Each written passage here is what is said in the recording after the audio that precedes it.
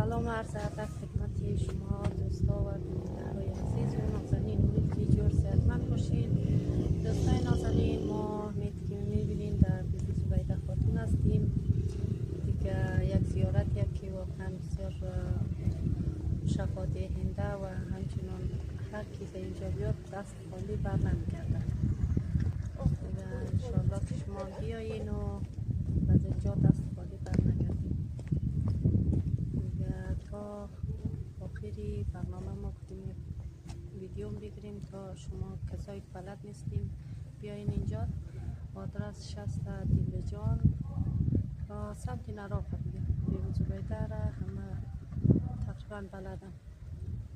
یا اینم زیارت 60.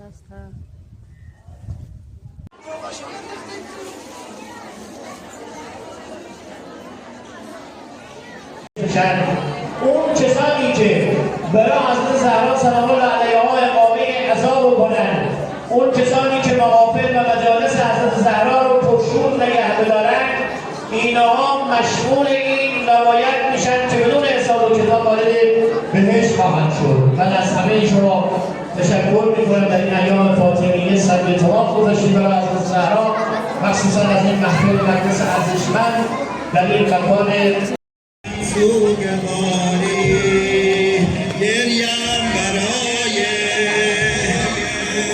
دو عینت هر شب دهم خواب دست حسینت چشم انتظارم مهدی بیایم تا تربتت را پیدا نمایم. یا فاطمه من عقده دلوار کردم، یا